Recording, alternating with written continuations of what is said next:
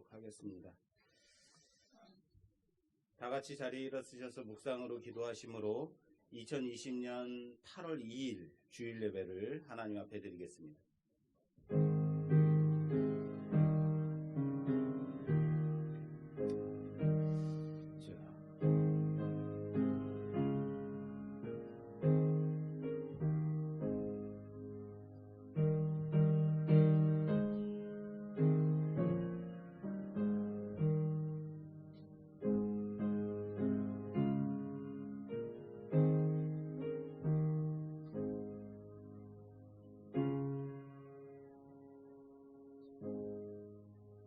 입술의 열매를 창조하는 자 여호와가 말하노라. 먼 데에 있는 자에게든지 가까운 데에 있는 자에게든지 평강이 있을지어다. 평강이 있을지어다. 내가 그를 고치리라 하셨느니라.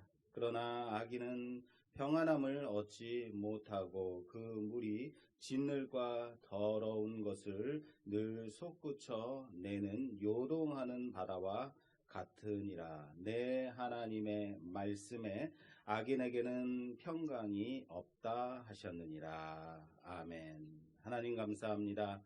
하나님 앞에 나와 예배를 드리는 우리의 예배를 받아 흠양하여 주시옵소서. 이 시간 간절히 기도하오니 이 시간 이 자리에 임재하사 우리 예배를 받아 흠양하여 주시고 온전히 주께 예배 드리는 모든 자들의 예배 가운데 하나님 진심으로 드려진 예배가 되게 하옵소서. 하나님 우리 예배를 받아 흠양하여 주실 줄 믿사옵고 예수님 이름으로 기도드립니다. 아멘. 찬송가 33장 찬송 드리겠습니다.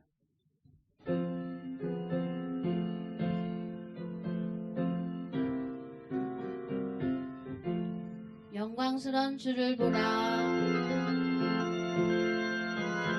고난받은 그 모습 승리하고 오실 때에 만민 경배하리라. 왕의 왕이 되신 주께 면류관을 드리세. 왕의 왕이 되신 주께 면류관을 드리세. 보좌 위에 계신 주께 면류관을 드리세. 천군 천사 소리 높여 주를 찬송하도다. 왕의 왕이 되신 주께 면류관을 드리세. 왕의 왕이 되신 주께 면류관을 드리세. 죄인들이 조롱하며 가시관을 씌웠네. 성도들과 천사들은 주의 이름 높이네. 왕의 왕이 되신 주께 면류관을 드리세. 왕의 왕이 되신 주께 면류관을 드리세. 만민들의 찬송 소리 하늘 높이 퍼진다. 하늘 보자 바라보니 기쁨 한량 없도다. 왕의 왕이 되신 주께 면류관을 드리세. 왕의 왕이 되신 주께 면류관을 드리세. 아멘.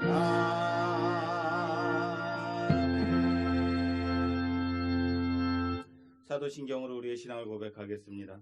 전능하사 천지를 만드신 하나님 아버지를 내가 믿사오며 그 외아들 우리 주 예수 그리스도를 믿사오니 이는 성령으로 잉태하사 동정녀 마리아에게 나시고 본디오 빌라도에게 고난을 받으사 십자가에 못 박혀 죽으시고 장사한 지 사흘 만에 죽은 자 가운데서 다시 살아나시며 하늘에 오르사 전능하신 하나님 우편에 앉아 계시다가 저리로서 산자와 죽은 자를 심판하러 오시리라. 성령을 믿사오며 거룩한 공예와 성도가 서로 교통하는 것과 죄를 사해 주시는 것과 몸이 다시 사는 것과 영원히 사는 것을 믿사옵나이다. 아멘. 자리에 앉으셔서 성시교독하겠습니다. 성시교독 교독문 87번입니다. 교독문 87번 계시록 21장 말씀입니다. 주보를 참조해 주시기 바랍니다.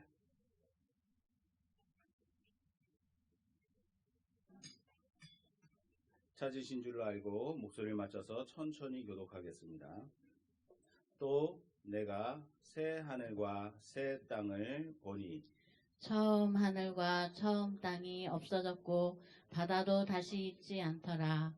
또 내가 봄에 거룩한 성 새 예루살렘이 하나님께로부터 하늘에서 내려오니 그 준비한 것이 신부가 남편을 위하여 단장한 것 같더라.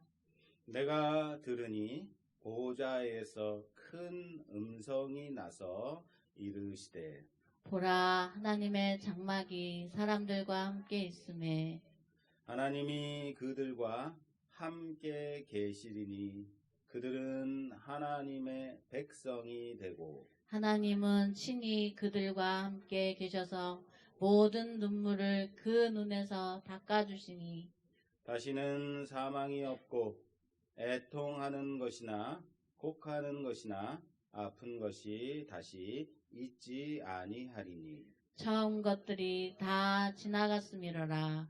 보좌에 앉으신 이가 이르시되 보라, 내가 만민을 새롭게 하노라. 아멘. 아멘. 찬송가 331장 찬송 드리겠습니다.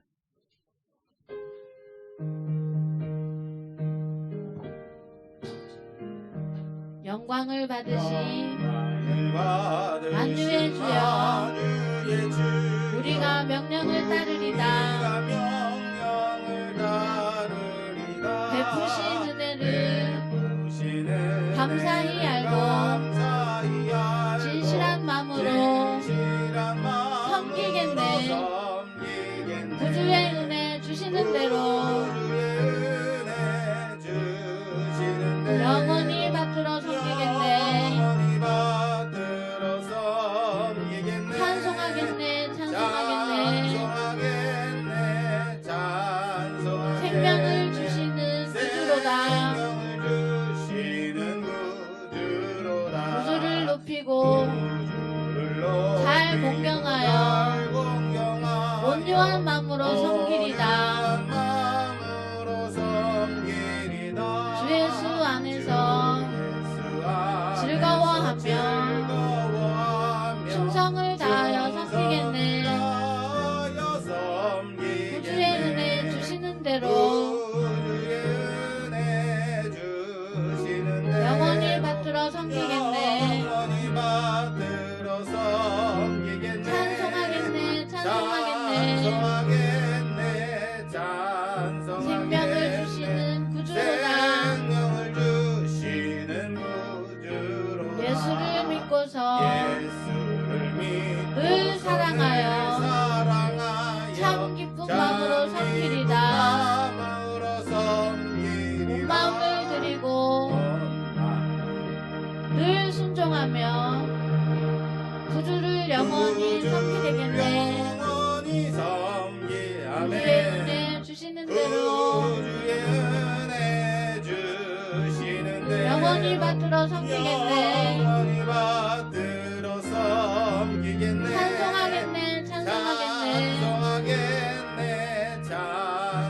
생명을 주시는 구주로다.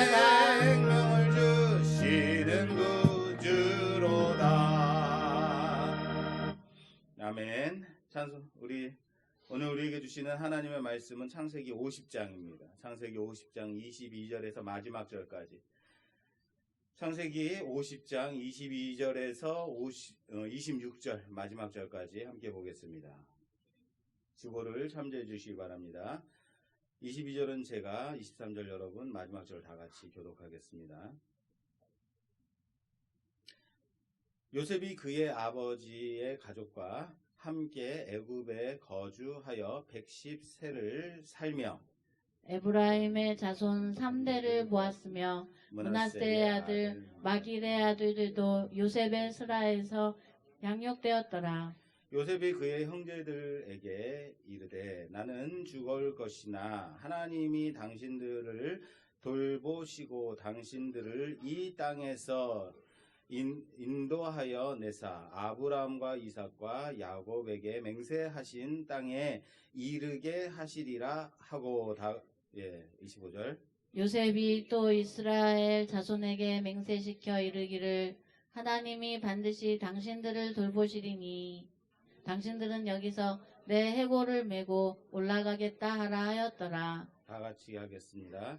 요셉이 110세의 죽음에 그들이 그의 몸에 향 재료를 넣고 애굽에서 입관하였더라. 아멘. 찬송가 408장 찬송 드리겠습니다. 408장입니다.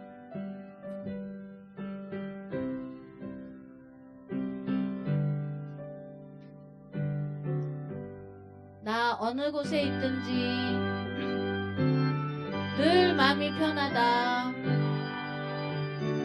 주 예수 주신 평안함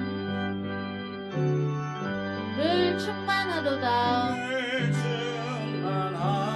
나의 마음속이 늘 평안해. 나의 마음속이 늘 평안해. 악한 때 파도가 많으나 마음이 늘 평안해. 내 맘에 솟는 영생수 한없이 흐르니 목마름 다시 없으며 늘 평안하도다. 나의 맘속이 늘 평안해. 나의 맘속이 늘 평안해. 악한 때 파도가 많으나 마음이 늘 평안해. 참되신 주의 사랑을 영원치 못하네. 그 사랑 내 맘 여시고 소망을 주셨네. 나의 맘속이 늘 평안해. 나의 맘속이 늘 평안해. 악한 때 파도가 많으나 마음이 늘 평안해. 주의 수온과 고난을 왜 몸소 당했나. 주와 함께 고난받으며 멸류가 넘겠네. 나의 맘속이 늘 평안해. 나의 맘속이 늘 평안해. 악한 때 파도가 많으나 마음이 늘 평안해.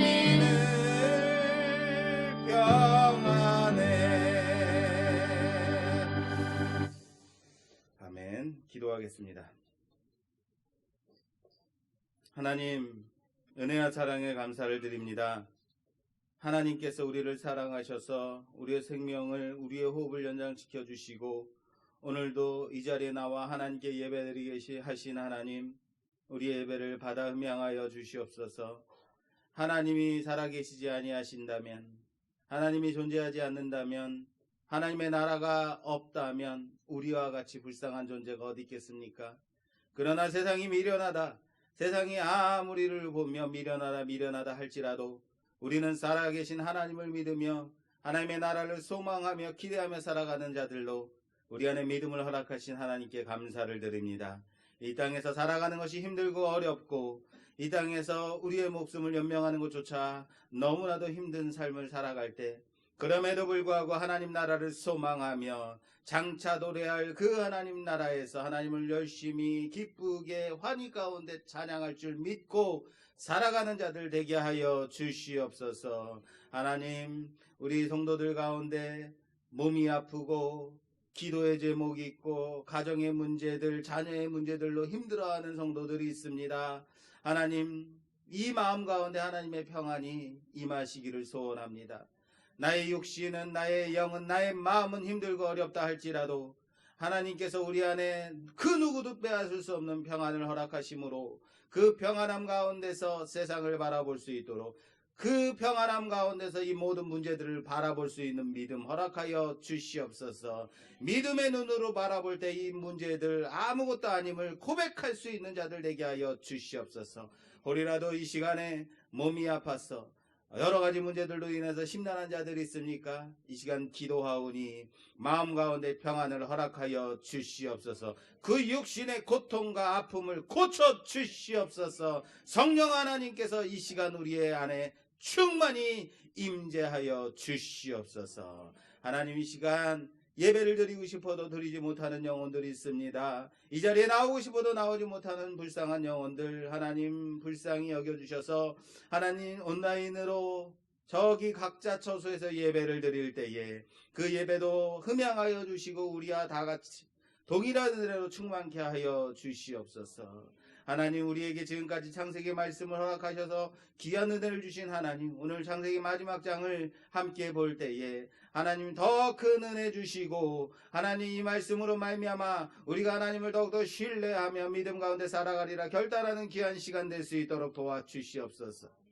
부족한 종을 세우셨사오니 하나님 이 종의 입술을 통하여서 하나님의 말씀만 증거되게 하여 주시고 하나님 인간의 추악하고 더럽고 연약한 모습은 십자가 밑에 다 감춰 주시옵소서. 하나님, 우리 교회 귀한 박강희 목사님을 허락하여 주셔서 주일학교를 시작해 하시고 우리 노진대 장로님을 보내주셔서 협력하게 하셨사오니 어서 속히 잘 적응하여서 우리 성도들을 섬기는 데 부족함 없는 귀한 교육자를 되게 하여 주시옵소서. 하나님, 이 시간 우리의 예배 가운데 함께 하사 큰 은혜 베풀어 주시고 큰 영광 허락하여 주시옵소서. 이 시간 우리 함께 하실 줄 믿사옵고 예수님 이름으로 간절히 기도드리옵나이다. 아멘. 할렐루야.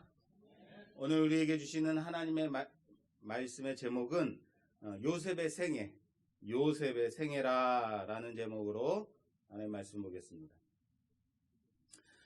요즘은 워낙 미디어가 발달되어 있는 시대라서 예전 같으면 귓소문으로 전달해서 듣던 얘기들을 미디어, 유튜브나 각종 신문들이나 각종 전파를 통해서 스마트폰을 통해서 많은 소식들을 듣습니다. 예전에는 그런 소식들이, 그런 것들이 그냥 흘려듣는 내용들이었을지 모르지만 요즘은 많은 사람들이 듣기 때문에 강력한 파워를 일으키기도 합니다. 어느 날 어떤 사람이 제게 목련꽃차를 마시면 암이 낫는다라는 얘기를 하더라고요. 그래서 나도 목련꽃차를 마셔야겠어 라는 말씀을 들었습니다. 그러면 모든 사람이 목련꽃차를 마시면 뭐가 나야 돼요? 암이 나야 돼요. 그러나 문제는 그렇지 않더라라는 겁니다. 해충약, 기생충약을 먹으면 암이 낫는다라는 소문이 많이 났었습니다. 그래서 너도 나도 많이들 먹었습니다. 그럼 다 나야 되는데 어떤 사람은 좀 호전되는 사람도 있더라고요. 그런데 다 나는 게 아니더라라는 거예요. 예수 믿으면 복 받습니다. 우리는 그것을 믿어요. 그러면 예수 믿으면 병이 나아야 됩니다. 그렇던가요? 부자가 돼야 됩니다. 그렇던가요? 무병장수해야 된다. 그렇던가요? 그렇지 않더라라는 거예요. 모든 자기가 사라져야 되는데 사라지지 않더라. 이것이 문제입니다. 무슨 말입니까? 누군가에게는 부자가 되게 하시고 재물도 주시고 누군가에게는 건강도 주시지만 누군가에게는 힘들고 어려운 삶을 살아감으로 말미암아 그 삶 속에서 하나님의 영광을 나타내는 것, 하나님의 뜻이 이루어지는 거죠. 우리는 단순히 무엇이 잘 되고 무엇이 나아지고 무엇이 좋아지는 것만이 복이라고 생각합니다. 그것이 우리 인생 가운데 있으면 좋겠다라고 생각합니다. 그러나 과연 하나님께서 원하시는 바도 그것인가? 오늘 제목이 뭡니까? 요셉의 생애라고 지었습니다. 왜 요셉의 생애라고 창세기의 마지막을 종료하고 있을까? 지난주에 설교의 제목이 무엇이었는지 기억하십니까? 야곱의 복음 그 전전주 그리스도인의 죽음, 성도의 죽음입니다. 사실은 오늘의 부제는 요셉의 생애지만 성도의 생애라고 사실은 원래 원제는 그렇습니다. 무슨 말이냐면요. 오늘 본문 왜 요셉의 생애라고 지었냐면 오늘 본문이 22절로 시작하는데 22절에 요셉이, 24절에 요셉이, 25절에 요셉이, 26절 마지막 절에도 요셉이로 본문이 시작이 돼요. 요셉이 주체로 강조되고 있다라는 거예요. 창세기의 마지막 장, 마지막 절, 마지막 부분의 말씀인데 하나님이 이렇게 나왔으면 좋겠는데 요셉이 이렇게 마무리가 되고 있다라는 거예요. 그래서 요셉의 생애를 통해서 하나님께서 우리에게 주시고자 하는 교훈이, 말씀이 있다라는 거예요. 자, 그러면 요셉의 이 일생은 무엇이었을까? 어떤 인생이었을까? 요셉의 일생을 한마디로 정리해보자면 어떤 인생이었을까? 저는요, 요셉의 기나긴 생애 가운데서 오늘 마지막 절 22절 23절 말씀이 요셉의 생애를 잘 정리해주는 부분이라고 믿습니다. 22절 오늘 본문 시작이죠. 요셉이 그의 아버지의 가족과 함께 애굽에 거주하여 110세를 살며 에브라임의 자손 3대를 보았으며 므낫세의 아들 말기의 아들들도 요셉의 스라에서 양육되었더라. 이거요. 이것이 저는 요셉의 생애를 가장 잘 보여주는 구절이라고 생각합니다. 왠지 아십니까? 우리가 어떤 사람에 대해서 그 사람이 생애를 정리해봐라 그러면 가장 무엇을 생각해요? 그 사람이 어떤 성공을 거두었는가?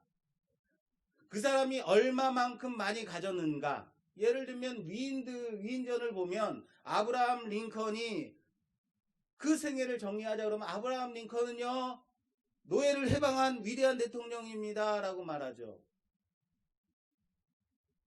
어떤 위대한 사람을 말할 때 그 위대한 사람이 어떤 일을 했는가를 우리는 보통 많이 생각을 해요. 요셉의 생애를 한번 한마디로 가장 중요한 부분을 한번 말해보시오라고 할 때 요셉이 얼마나 많은 재물을 모았는가, 요셉이 얼마나 어떠한 권력을 누렸는가, 얼마나 많은 자손들을 낳았는가, 그리스도인이 봐야 되는 포인트는 이것이 저는 아니라고 봅니다. 단지 요셉을 표현할 때에 그가 그의 아버지의 가족, 야곱의 가족과 애굽에 거주하다가 110세에 죽었다. 자손들과 아들들의 그 손자까지도 요셉이 양육하였다. 이것이 저는 전부라고 생각합니다. 여기서 하나, 요셉의 아들 에브라임의 자녀 3대를 보았고 므낫세의 아들 말기의 자녀들까지도 그의 스라에서 자랐다라고 말하고 있어요. 이것을 요셉이 자손 3대를 볼 정도로 그때까지 장수했다를 나타내는 것일까요? 아니라는 거예요. 이렇게 말할 때는 아니라는 거예요. 저의 억양은 언제나 그렇습니다. 그럴까요? 아니라는 거죠. 자, 므낫세와 에브라임이 누굽니까? 요셉의 아들입니다. 두 아들인데 므낫세와 에브라임은 그의 어머니가 누구냐면 이방제사장 보디베라의 딸, 조계사 주지스님의 딸, 뭐 이런 거죠. 이러면 안 되나?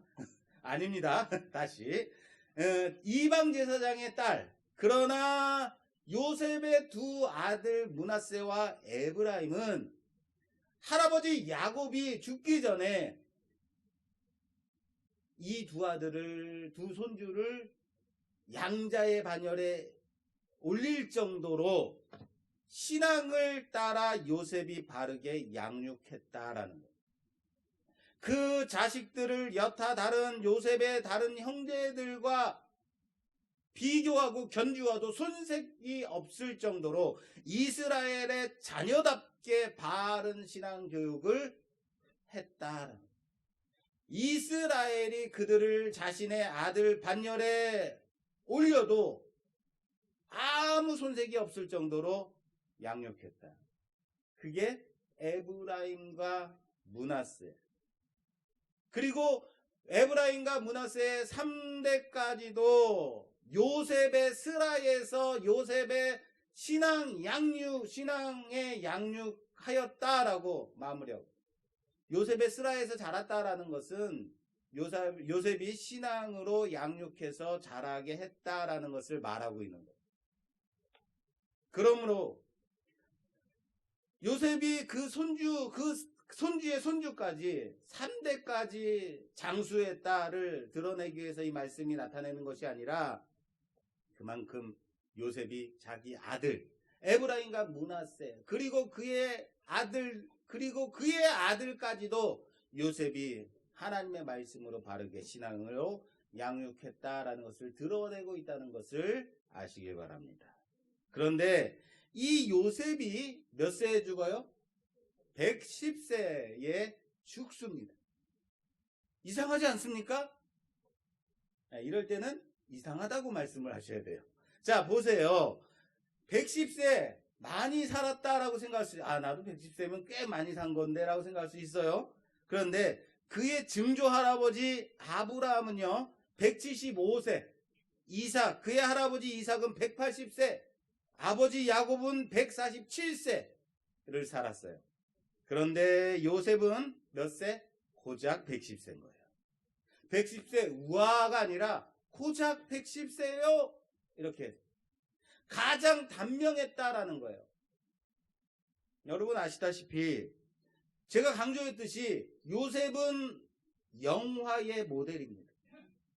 우리가 나아갈 앞으로 하나님 나라에서 얻게 될 그 영화의 모습을 보여주는 모델이라는 거예요. 영화의 모델과 단명은 어떻습니까? 어울립니까? 어울리지 않습니까? 어울리지 않아요. 영화의 모델인데, 영화로움의 영광스러움의 모델인데 단명했다? 어울리지 않죠. 게다가 요셉이 말합니다. 오늘 본문 24절에 요셉이 그의 형제들에게 이르되 나는 죽을 것이나 하나님이 당신들을 돌보시고 당신들을 이 땅에서 인도하여 내사라고 말해요. 자, 요셉이 나는 죽을 것이다 라고 형제들에게 말해요. 이 말이 뭡니까? 요셉이 죽을 때 형제들이 아직 살아있었다. 요셉은요 12 중에 11번째입니다. 그러니까 큰 형 르벤과 요셉의 차이는 엄청 많이 나겠죠. 거의 아버지 뻘 되겠죠. 그런데 요셉이 형제들에게 말할 때 나는 죽을 것이나 라고 말할 때 형제들이 아직도 살아있었다라는 거예요. 불공평하지 않습니까? 요셉은 하나님을 열심히 섬겼고 하나님의 말씀에 순종하며 살았고, 우리가 그의 모습을 볼 때는 정말로 대단한 사람이다. 어떻게 이렇게 온전히 하나님을 섬기며 살아갈 수 있을까라고 생각할 정도로. 그럼에도 불구하고 그는 단명했다라는 거예요. 그런데 이런 예가 성경에 또 있습니다. 이런 인물이 또 있어요. 가장 위대한 왕 하면 딱 떠오르는 왕이 성경에서 다윗 왕. 데이빗. 다윗 왕이 있는데 다윗 왕이 30세에 왕위에 올랐고 왕위에 오른 지 40년 동안 통치하다가 죽습니다. 그런데 그냥 죽는 것이 아니고 병 속에서 많이 앓다가 죽어요. 그래서 몇 세에 죽어요? 70세. 이 정도는 계산 좀 해주십시오. 그러나 실패했다고 평가되어지는, 하나님이 버렸다라고 말씀하신 첫 번째 왕 사울 왕은요 정확한 나이는 알 수는 없지만 보편적으로 40세에 왕위에 올라서 40년 동안 이스라엘을 통치하다가 죽습니다. 그럼 몇 세에 죽은 거예요? 80세.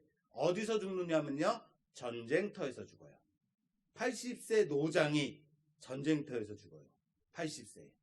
위대한 왕 다윗은 70세에 병석에서 끙끙 앓다가 그렇게 죽음을 맞이했는데 반면 하나님이 버렸다라고 한 그 사울 왕은 80세 때까지 팔팔하게 전쟁터를 누비다가 전쟁에서 지고 죽게 됩니다. 무슨 말을 하는지 아시겠어요? 하나님을 섬기는 사람이 왜 병석에 누워서 끙끙 앓다가 단명해야 되느냐라는 거예요. 왜 하나님을 무시하고 하나님께 버림받았다고 하는 사람은 건강하게 그 칼을 손에 들고 전쟁터에 나가서 80세까지 그렇게 할 수 있느냐. 왜 이러한 우리가 기대하는 그 기대와 다른 죽음을 맞이하고 있느냐라는 거예요. 예수님을 믿고 예수님을 열심히 섬기는 사람이 어느 날 갑자기 병을 얻어서 한 달도 안 돼서 갑자기 사망을 해요. 소천해요. 아니 어떻게 이럴 수 있습니까? 라는 생각이 우리한테는 든단 말이에요. 왜 이런 일이 있어야만 하는가? 자, 우선 다윗과 요셉의 공통점이 있어요. 다윗 왕과 요셉의 공통점 뭔지 아십니까?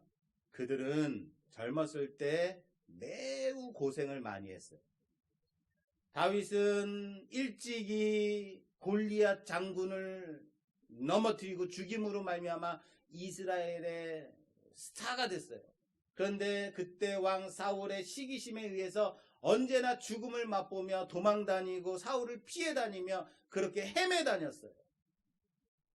요셉은 어떻습니까? 형들에 의해서 애굽에 팔려 종이 되어서 종으로, 또 감옥에 갇혀서 감옥에서 그렇게 험난한 세월을 보낸 사람 누굽니까? 요셉 아닙니까? 둘 다 고생을 많이 한 사람들이라는 거예요. 그래서 일찍 병을 앓다가 죽었다라는 설도 있습니다. 그렇게 고생한 사람을, 그렇게 고생한 삶을 살았는데 성경은 요셉을 영화의 모델이다, 다윗 왕을 위대한 왕이다 라고 말하고 있다라는 거예요. 그리고 이들을 통해서 그리스도 예수를 예표하는 모델로 삼고 있다라는 것은 참 아이러니하다라는 거예요. 왜 그래야만 할까? 여러분, 편안하고 귀하게 등 따시게 많이 벌고 높은 위치에 앉아 있는 것, 권력을 누리는 것, 우리들이 다 원하는 거예요. 그렇게 했으면 좋겠다라는 생각을 해요. 그런데 그런 것들과 하나님이 우리에게 나타내고자 하는 것, 하나님이 우리의 삶 가운데 원하는 것과는 같지 않다는 거예요. 하나님의 복 받는 인생이다라 할 때 장수하는 것은 다 하나님의 복이다라고 말할 수 없다는 거예요. 물질을 많이 버는 것만이 다 하나님의 복이다라고 말할 수 없는 거예요. 무병장수한다는 것만이 하나님의 복이라고 말할 수 있는 것이 아니다라는 거예요. 왜요?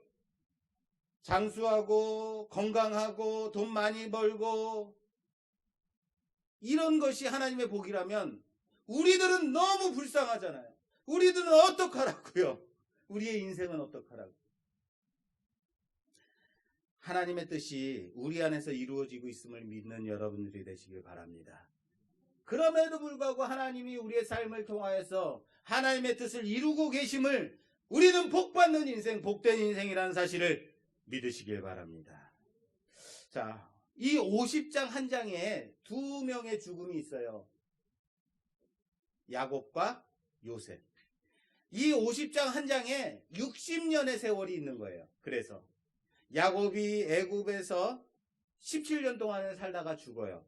그리고 요셉은 110세에 죽어요. 그래서 아버지 야곱의 죽음과 아들 요셉의 죽음이 이 한 장에 들어있기 때문에 60년의 세월이 후딱 지나가는 겁니다.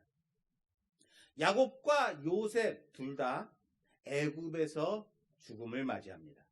그러나 아버지 야곱은 가나안의 막벨라 굴에 장사 지냅니다. 요셉은 애굽에서 입관합니다.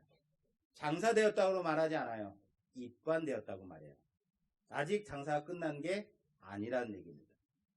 요셉은 아버지 야곱의 장례를 치르면서 가나안 그 약속의 땅, 하나님이 그들의 조상에게, 그의 조상에게 주시겠다고 약속하신 그 약속의 땅, 거기에 올라가서 선택받은 자의 약속의 사람의 죽음을 봅니다. 아버지 야곱의 죽음을 봐요. 이 장례를 50장 10절 말씀에, 창세기 50장 10절 말씀에 이렇게 말하고 있습니다. 그들이 요단강 건너편 아닥 타작 마당에 이르러 거기서 크게 울며 애통하며 요셉이 아버지를 위하여 7일 동안 애곡하였더니 그 땅 거민 가나안 백성들이 아닥 마당의 애통을 보고 이르되 이는 애굽 사람의 큰 애통이라 하였으므로 그 땅 이름을 아벨 미스다임이라 하였으니 곧 요단강 건너편이었더라. 우리 기독교 장례식에 가면 찬송가를 부를 때 어떤 찬양을 많이 부르냐면 요단강 건너가 만나리. 그쵸? 이 찬양 많이 하죠. 왜 찬양의 가사가 요단강 건너가 만나리라고 했을까? 아마 이 야곱의 장례에서 유래된 것이 아닌가 생각은 됩니다. 요단강 건너서 하나님의 약속의 땅을 가는 그것을 그리고 있는 거죠. 요셉은 이 아버지 야곱의 유언대로, 아버지 야곱이 죽으면서 유언하신 그대로 아버지의 시신을 애굽에 묻지 않고 가나안으로 모시고 올라가서 장례를 치릅니다.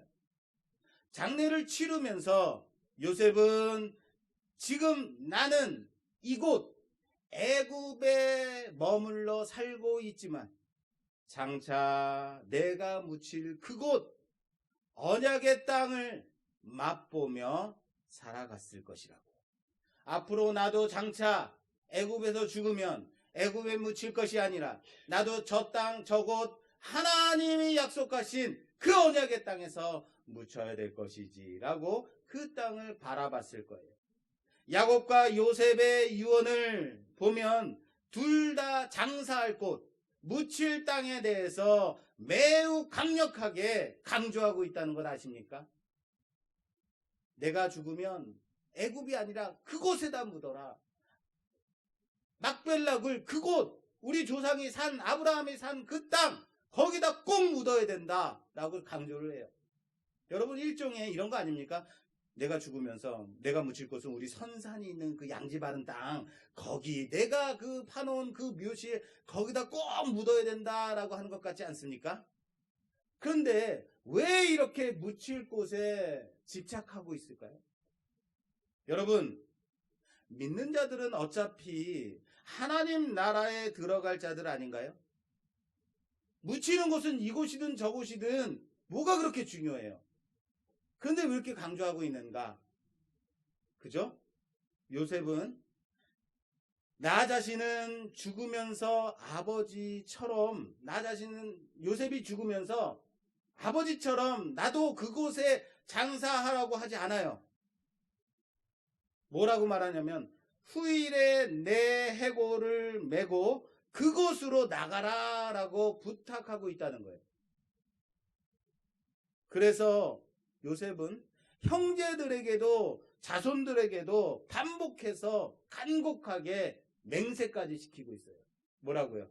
24절에 요셉이 그의 형제들에게 이르되 나는 죽을 것이나 하나님이 당신들을 돌보시고 당신들을 이 땅에서 인도하여 내사 아브라함과 이삭과 야곱에게 맹세하신 땅에 이르게 하시리라 하고 요셉이 또 이스라엘 자손에게 맹세시켜 이르기를 하나님이 반드시 당신들을 돌보시리니 당신들은 여기서 내 해골을 메고 올라가겠다 하라 하였더라. 할렐루야. 요셉은 하나님의 언약의 그 땅을 맛보며 살아간 자였어요. 나도 장차 아버지처럼 그곳에 묻혀야지. 그곳으로 가야지. 그리고 그것을 바라보며 생을 마감했어요. 사랑하는 여러분, 성도는 바로 이와 같이 요셉처럼 이 땅에서 천국을 맛보며 살아가는 그런 존재들이라는 사실을 믿으시길 바랍니다. 그것을 바라보며 죽는 자들이라는 거예요. 그것이 바로 성도의 생애입니다. 이 땅에서 살고 있지만 우리는 결코 이 땅에 사는 자들이 아니라, 이 땅에서 끝나는 자들이 아니라 하나님 나라를 바라보며 살아가는 자들, 그것을 고백하는 자들이 바로 성도의 생애입니다. 그런데 그것으로 끝나면 안 된다는 거예요. 나만 이 땅에서 살고 이 땅에서 발을 디디고 있지만 하나님 나라를 바라보며 살아가는 존재로 끝나면 안 된다는 거예요. 무슨 말입니까?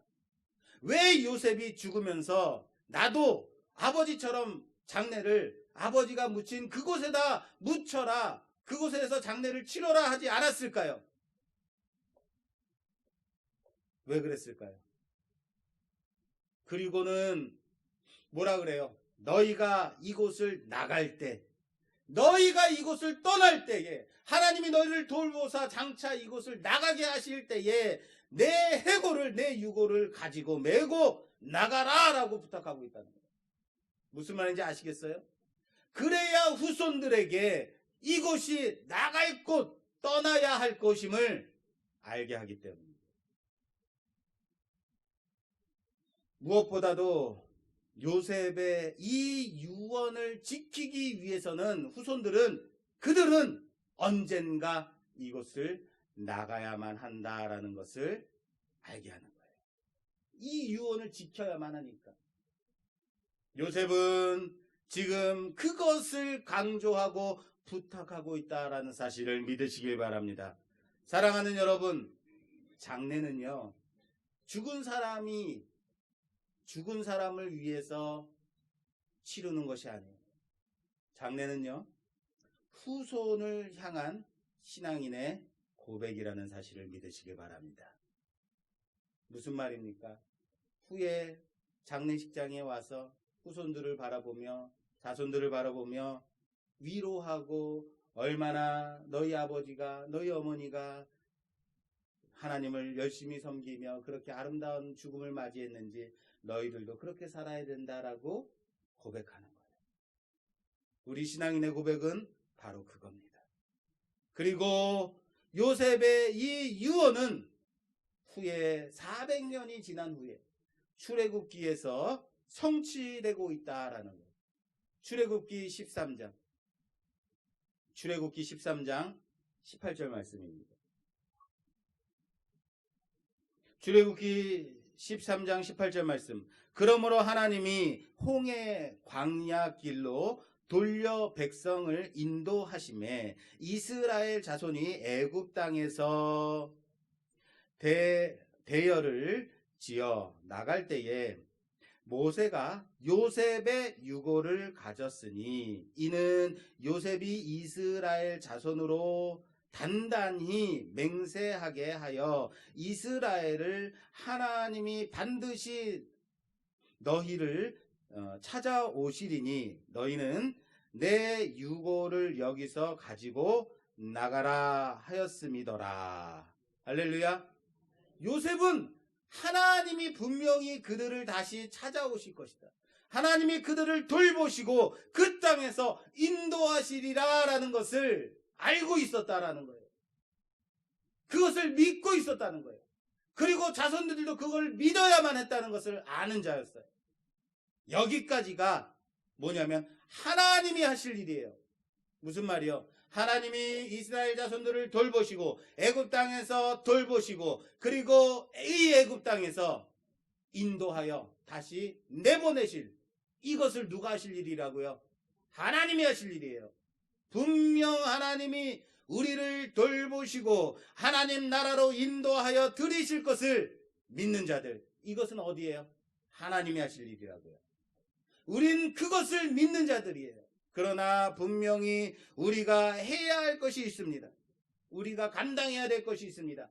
요셉이 자손들에게 맹세시켜 부탁하듯이 나의 유고를 들고 그 땅으로 가라 라고 맹세를 시킨 것처럼 우리도 우리의 할 일을, 우리의 사명을, 하나님께서 우리에게 맡기신 사명을 감당하고 나가야 한다는 사실을 믿으시길 바랍니다. 나가야 한다는 거예요.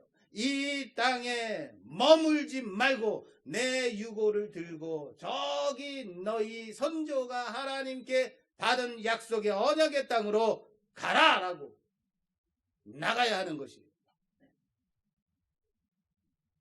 그렇게 우리의 신앙의 고백이 우리 자손들에게 흘러넘치게 되어지기를 주님의 이름으로 부탁합니다. 자, 이렇게 우리는 창세기의 마지막을 마무리하고 있습니다. 창세기는 이스라엘의 마무리되고 있습니다. 이스라엘이 애굽에 머물러 있는 이 현재에 머물러 있습니다. 창세기의 마지막은 이스라엘 백성은 애굽 땅에 머물러 있었다라고 말하고 있지만 그 시선이 향하는 곳은 출애굽기를 바라보고 있었다라는, 그들이 끝내 떠나야 할 곳, 아무리 살기 좋고 편안하고 등 따신 곳이라 배부른 곳이라 하더라도 꼭 나가야만 하는 이곳 애굽에서 이제는 출애굽을 바라보고 그 약속의 땅을 바라보게 하면서 오늘 창세기가 마무리되고 있다는 사실을 아시길 바랍니다. 다시 말해서 창세기가 오늘 설교로 마무리되면 다음 설교는 뭐가 돼야 돼요? 그런가요? 오늘 창세기의 마지막 시간입니다. 참 길게 왔습니다. 1년 반 정도 했어요. 오늘이 88번째니까. 마지막을 어떻게 마무리할까 나눌까 많은 고민을 했습니다. 50장 요셉의 형제들이 요셉에게 대하여 하는 말을 통해서 오늘 창세기 50장을 좀 마무리하고자 합니다. 형제들이 요셉에게 말합니다. 19절. 요셉이 그들에게 이르되 두려워하지 마소서, 내가 하나님을 대신하리이까. 당신들은 나를 해하려 하였으나 하나님은 그것을 선으로 바꾸사 오늘과 같이 많은 백성의 생명을 구원하게 하시려 하셨나니, 당신들은 두려워하지 마소서, 내가 당신들과 당신들의 자녀를 기르리다 하고 그들을 간곡한 말로 위로하였더라. 지난주에 설교에서 우리가 함께 살펴봤듯이 아버지 야곱이 죽자 형들이 스스로 찔려서 요셉을 찾아와서 아버지가 생전에 우리를 용서해 주라고 그렇게 간곡하게 말씀하셨어 라고 요셉을 당부하는 거예요. 그랬더니 요셉이 형들에게 주는 말입니다. 여기 20절에 이렇게 되어 있어요. 20절에 당신들은 나를 해하려고 하였지만 하나님은 그것을 선으로 바꾸사 오늘과 같이 많은 백성의 생명을 구원하게 하시려고 하셨나니. 자, 이 부분을 우리말에는 잘 두드러져 있지 않지만 히브리 원문에 보면 이렇게 돼 있어요. 당신들은 계획하였다 악을, 그러나 하나님은 계획하셨다 선으로 라고 되어 있어요. 이런 구조로 되어 있어요. 무슨 말인지 아시겠어요? 쉽게 말해서 이거예요. 당신들은 항상 악을 계획하였지만 하나님은 선으로 악을 이기셨습니다 라는 말이에요. 할렐루야. 어느 신학자는 이렇게 말해요. 이 부분을 사람의 악은 하나님의 선을 이기지 못한다. 아멘이 나올 줄 알았는데 다시 약속하듯이 잘 하셔야 돼요. 사람의 악은 하나님의 선을 이기지 못한다. 아멘. 이거예요. 그렇습니다. 창세기는요, 전체적으로 창세기를 조망해 보자면 하나님은 선으로 세상을 창조하셨다. 그러나 사람의 악한 계획은 항상 하나님을 배신하고 배반하고 악을 도모하기만 하더라라는 거예요. 그래서 선악을 알게 하는 나무의 열매를 따 먹고 시기심으로 동생 아벨을 쳐 죽이고, 하나님의 아들들이 자기 눈에 좋은 대로 사람의 딸들을 데려다가 함부로 아내로 삼고 서로 모여서 한마음 한뜻으로 선을 도모하기보다 하나님을 대적하다 바벨탑을 쌓더라라는 거예요. 인간의 계획은 항상 악을 향해 가더라라는 거예요. 그러나 하나님의 선하신 계획은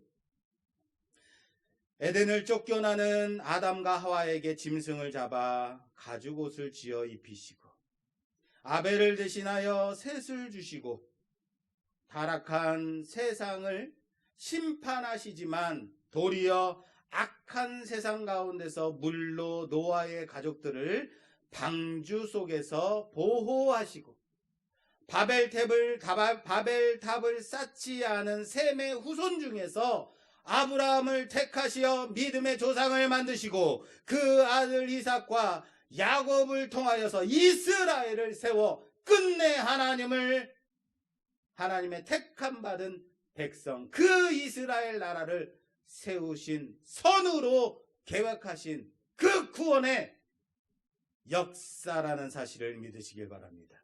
그게 창세기라고요.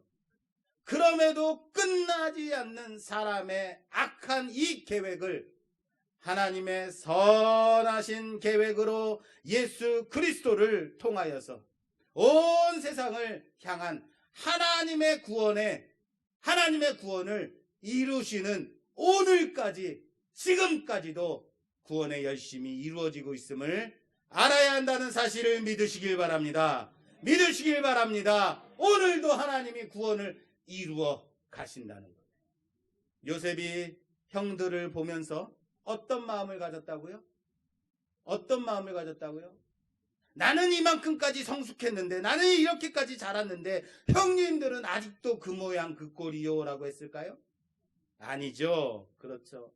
요셉이 뭐라고 말해요? 21절에 당신들은 두려워하지 마소서 내가 당신들과 당신들의 자녀를 기르리다 라고 위로를 해요. 비록 형들의 수준은 아직도 믿음의 요셉에 미치지 못하는 그런 수준이지만 요셉은 약속합니다. 내가 당신과 당신들의 자녀들을 기르리이다. 왜요? 왜 이런 약속을 할까요? 나는 하나님의 약속을 믿는 자이기 때문인 거예요. 나는 하나님이 나를 인도하신다는 것을 믿는 자이기 때문입니다. 무슨 말입니까? 나를 만드신 그 하나님이 나를 통해 많은 백성을 그 생명을 구원하게 하신 그 하나님이 나를 사용하셨듯이 그래서 이스라엘의 초석을 세우셨듯이 그 하나님은 이스라엘의 나머지인 형님들도 끝내 만드시고 말 것입니다 라는 것을 믿는 거예요. 할렐루야. 내가 만드는 게 아니에요. 내가 만들어져서 이렇게 성숙한 게 아니에요. 하나님이 그렇게 만드신 거예요. 나를 만드신 그 하나님이 형님들을 만들어 내셔서 끝내 우리 모두 다 한 나라 이스라엘 하나님이 택하신 그 백성이 되게 하여 세상 열방에 하나님의 복의 근원이 되어서 하나님의 축복이 흘러가게 할 구원의 나라가 되게 하실 것입니다.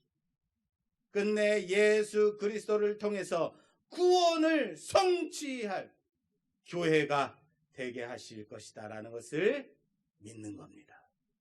사랑하는 여러분, 누가 내 이웃입니까? 라고 묻는 율법학자에게 예수님이 네가 그 이웃이 되어주라 라고 말씀하셨습니다. 누가 내 이웃이냐고요? 누가 내가 도와줄 이웃입니까? 내가 사랑할 이웃이 누굽니까? 묻는 율법학자에게 예수님이 뭐라고 하셨다고요? 네가 그 이웃이 되어주라 라고 말씀하셨다고요. 너는 이래서 안 돼. 너는 저래서 안 돼. 너는 저래서 부족해. 이것저것 흠이 많아서 안 돼. 티가 많아서 안 돼. 죄인들이야 라고 손가락질하고 정죄만 하고 있습니다. 그러나 이런저런 문제들이 많은 죄인들이 모인 곳이 바로 어디입니까? 여기 교회입니다. 병든 자에게 의원이 있을 때가 있다고 말씀하셨어요. 그럼에도 우리가 믿는 것이 무엇이냐면 내가 사람을 변화시키는 것이 아니다. 따라서 합시다. 내가 사람을 변화시키는 것이 아니다. 하나님이 끝내 우리 교회를 만들어내실 것이다. 할렐루야! 할렐루야! 믿으십니까? 그렇습니다. 그 믿음이 필요한 거예요. 이웃을 사랑하고 변화시킬 수 있는 힘이 나에게서 나오는 것이 아니라는 거예요. 하나님께로부터 나온다는 것을 믿는 여러분 되시기를 주님의 이름으로 축원합니다. 이웃을 판단하고 비판하고 정죄하는 것은요 매우 쉽습니다. 그러나 이웃을 용납하고 받아들이고 이해하는 것은 하나님의 인자하심과 자비하심과 하나님의 선하심의 구원의 능력을 내 안에서 최화하는 것임을 믿는 여러분 되시기 바랍니다. 그래서 함께 이 교회를 세워가는 우리가 되기를 주님의 이름으로 축원합니다. 사랑하는 여러분, 한 가지만 더 말씀을 드리고 오늘 말씀을 마무리하고자 합니다. 국보 제83호 금동미륵보살 반가유상 어렵습니다. 이 국보는 1912년에 이완가라는 박물관에 있는 사람이 일본인 고물상에게서 2,600원에 샀다고 합니다. 2,600원이에요. 1935년에 문화재 수집가인 간송 전영필 선생은 일본인 골동품 상인에게서 국보 제68호인 청자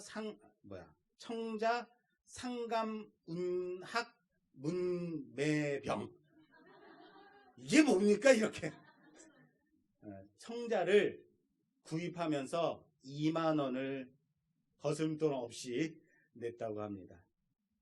당시 서울 기와집의 20채 값이래요. 2만 원이 20채. 그러면요 여러분, 2020년 7월 지금 중소형 아파트가 평균 7억 간다고 해요. 7억이 넘으니까 지금으로 2020년으로 환산하려면 얼마에 산 거예요? 7억이 20채. 얼마예요? 이렇다고요. 우리는 숫자가 높아지면 언제나 힘들어. 140억. 140억에 산 거예요. 여러분, 대한민국 국보 중에서 가장 가치 있는 국보가 뭐라고 하는지 아십니까? 학자들이 다 같이 한 목소리로 훈민정음 해본이라고 말합니다. 네. 훈민정음 이 해례본의 가치는 약 1조 원에 해당한다고 해요. 이 훈민정음 해례본의 가치가 1조 원. 지금 금액으로 치자면. 그렇다고 누군가가 1조 원의 이 해례본을 산다는 사람이 있을까요? 여러분, 예술품을 만들면서 어떤 조각상을 만들면서 나는 이 예술품을 160억에 팔아야지, 나는 이걸 1조 원에 만들어야지 라고 생각하면서 만드는 예술가가 있을까요? 옛날 노예 상인들이 노예를 팔 때요, 노예 상인들이 잡아온 노예를 데려다 세워놓고 말합니다. 이 노예는 힘이 좋습니다. 건강합니다. 보십시오. 얼마나 근육이 좋습니까? 이빨도 온전합니다. 자, 얼마에 사겠습니까? 라고 물어보면 사람들이 얼마 해서 그 가격이 매겨지는 거죠. 무슨 말을 하려고 하는 거냐면요, 여러분, 나의 가치는 얼마나 될까요? 여러분들의 가치는 얼마나 될까요? 우리는 나의 가치를 얼만큼이라고 여기며 살고 있을까요?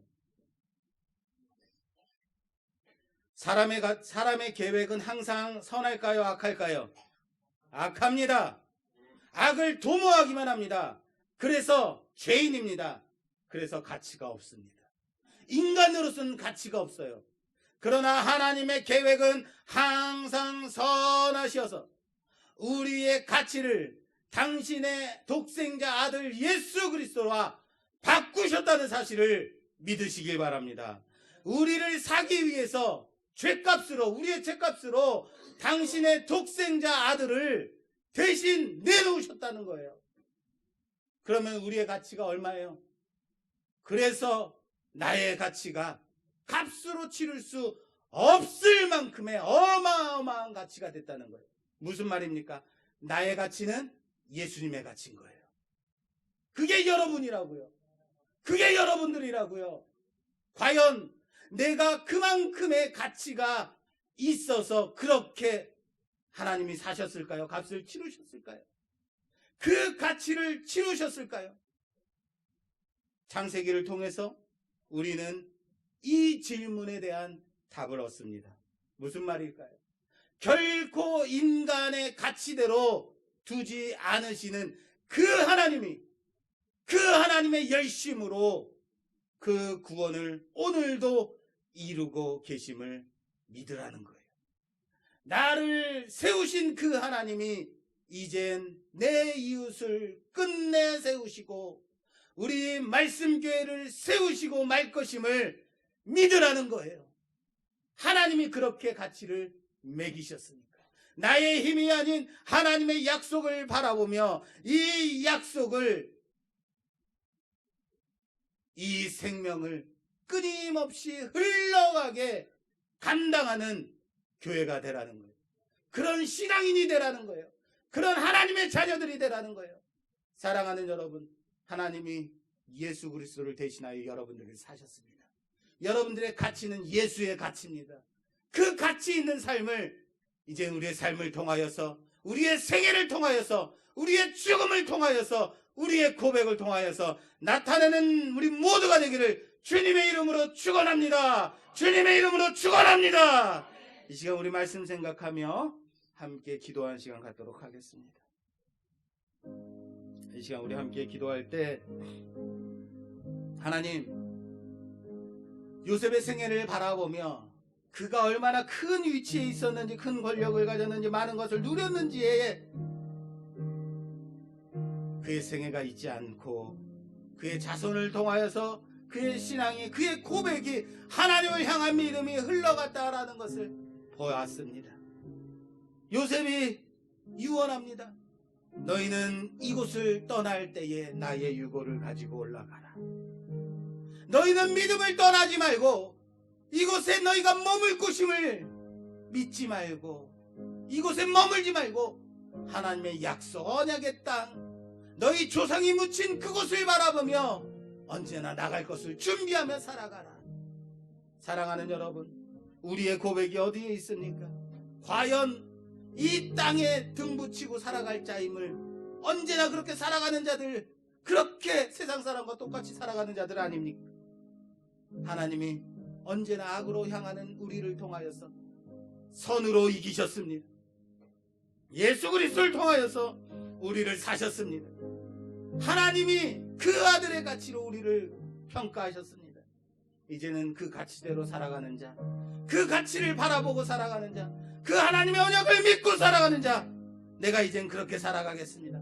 그렇게 하나님 나라를 바라보겠습니다. 그 언약을 붙들겠습니다. 우리 그렇게 고백하는 우리가 되기를 주님의 이름으로 부탁합니다. 우리 주여 한번 외쳐 기도하겠습니다. 주여!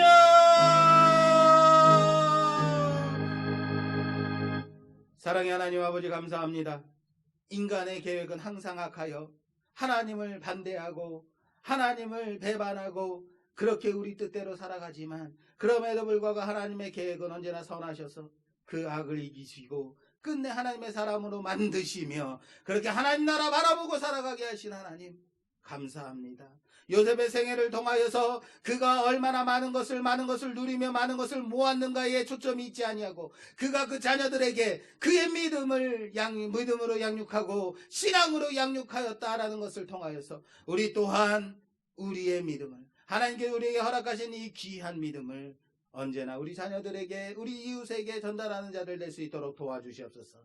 사람의 힘으로 사람을 변화시킬 수 없습니다. 나의 힘으로 사람을 변화시킬 수 없습니다. 그러나 하나님께서 나를 만드셨듯이, 하나님께서 나를 이곳으로 인도하셨듯이 우리 가족도, 우리 이웃도, 우리 주변의 모든 사람들도 그렇게 하나님께서 끝내 세우실 것을 믿고 하나님 나라 바라보며 살아가는 자들 되게 하여 주시옵소서.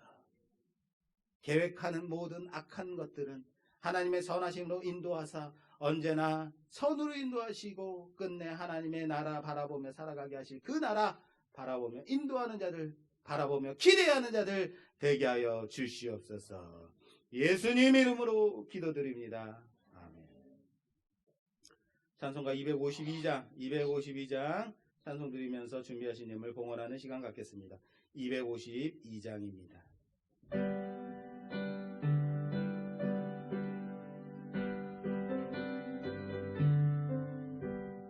나의 죄를 씻기는 예수의 피밖에 없네. 다시 정케하기도 예수의 피밖에 없네.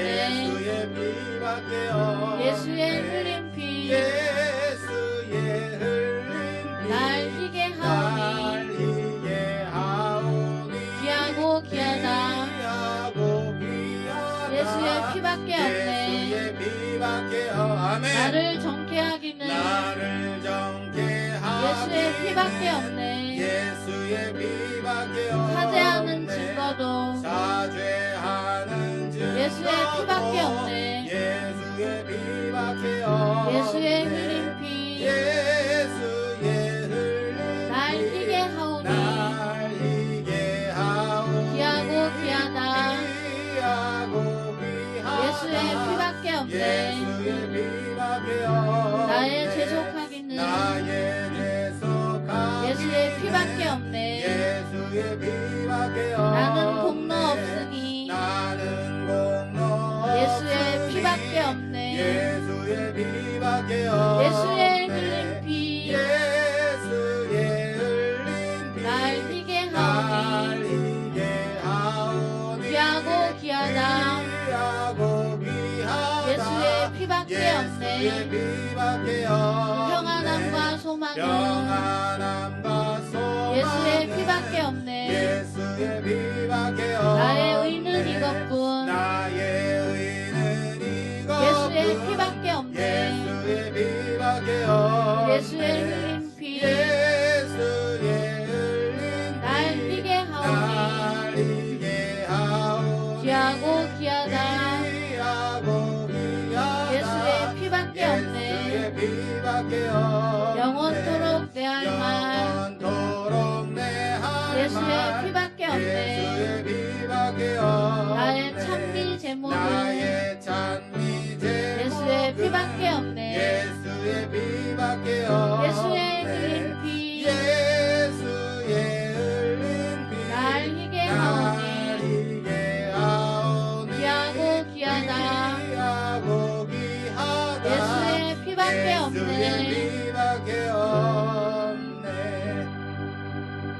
아멘. 교회 소식 먼저 전하겠습니다. 주보를 참조해 주시기 바랍니다. 우리 교회는 코로나19 확산세가 경감될 때까지 예배 전 찬양 없이 11시에 예배를 드립니다. 오후 찬양 예배는 없습니다. 예배 후에 간편식을 가지고 귀가하시기 바랍니다. 코로나19 원칙에 따라서 체온을 들어오시면서 재고 있습니다. 몸이 안 좋거나 열이 나거나 이러신 분들은 가정에서 온라인으로 예배를 드리시기 부탁드립니다. 일회용 마스크와 손수세정제가 준비되어 있습니다. 언제나 사무실로 말씀하시면 드리도록 하겠습니다. 오늘 예배 후에 정기 원례가 있습니다. 이 자리에서 바로 원례를 마치고 집으로 귀가하도록 하겠습니다.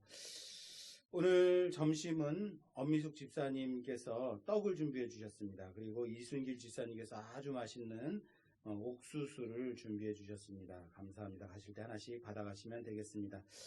8월 3일부터 내일 월요일부터 7일 금요일까지 교역자 휴가 기간입니다. 휴가 관계로 이번 주 수요일 예배는 없습니다.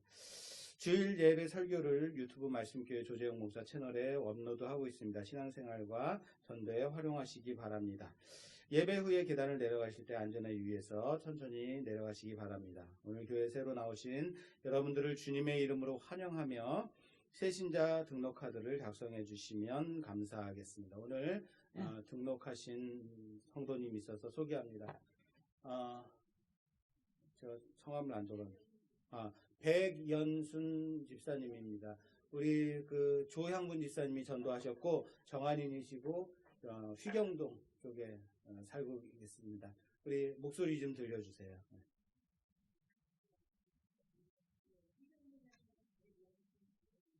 예, 감사합니다. 오늘이 3주째 나오셔서 오늘 등록하셨습니다. 또 다른 광고사항 있으신가요? 오늘 오랜만에 이순길 집사님 오셨네요. 목소리 좀 한번 들려주시죠. 남편도에 회장으로서 참 너무 많이 비웠죠. 그래서 많이 용서해 주시고 또 불러주시 부탁드립니다. 감사합니다. 너무 반갑습니다. 하나님 참 감사합니다. 하나님께서 사랑하셔서 귀한 백성들 하나님의 날개 아래 거하게 하셨다가 또한 이렇게 하나님의 나라에 나와서 하나님의 전에 나와서 예배드리게 하신 하나님, 하나님께 귀한 예물 드리오니 받아 흠양하여 주시옵소서. 장마로 인하여서 기나긴 시간들을 힘들게 지내고 있습니다.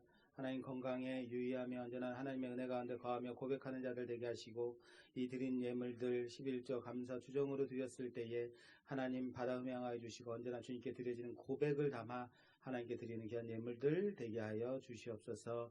이 시간 하나님 우리 마음 가운데 소망이 있습니다. 기도의 제목들이 있습니다. 들어응답하여 주시고 언제나 하나님의 귀한 말씀이 우리 10년 가운데 잘 박혀서 말씀대로 약속대로 붙잡고 살아가는 자들 되게 하여 주시옵소서. 감사드리며 예수님 이름으로 봉헌기도 올려드리옵나이다. 아멘. 다 같이 자리에 일어서셔서 폐찬송 635장 찬송 드리고 축도로 예배를 마치겠습니다.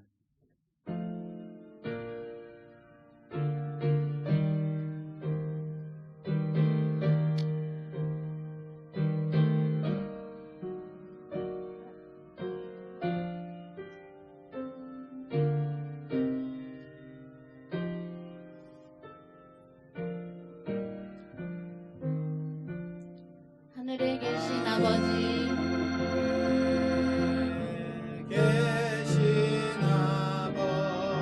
이름 거룩하사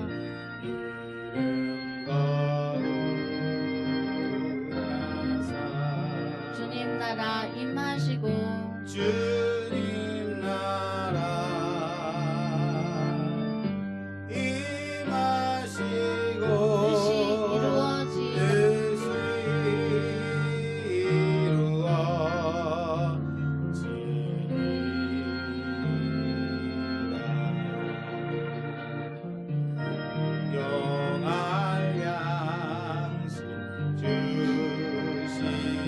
우리들의 큰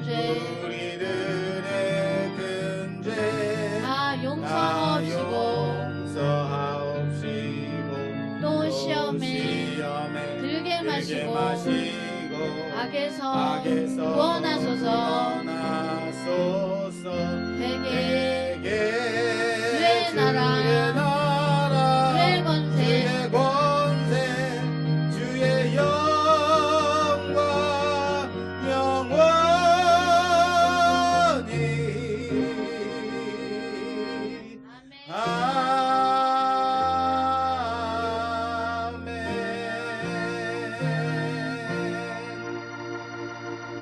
기도하겠습니다.